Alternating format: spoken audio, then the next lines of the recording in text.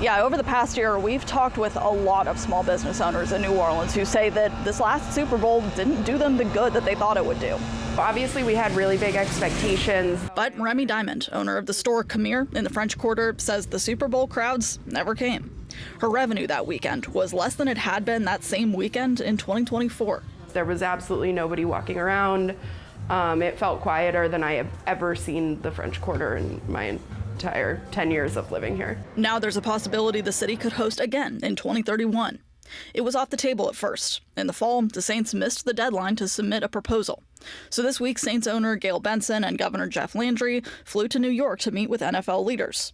As NOLA.com reported, they described plans for new hotels, airport upgrades, and renovations to the Superdome and Smoothie King Center. Later, an NFL spokesperson confirmed to us that New Orleans will now be able to bid. In June, LSU published a study on last year's game.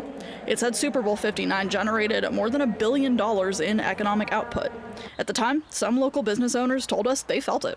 Being on the NFL list of restaurants to dine at was a great addition for us. Overall, it was a bonanza. It was great. But many others said the opposite. My cooler's jam-packed, my staff is overflowing. It's really been slow, believe it or not. The city's chief administrative officer would go on to say tax revenue fell short too. And I think the economic impact of Super Bowl was about $1.35 billion.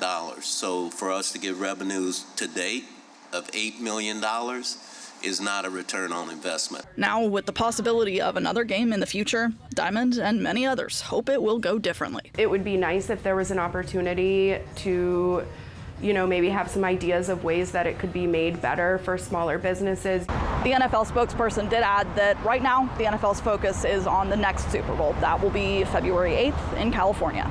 In downtown New Orleans, Rachel Handley, WWL, Louisiana.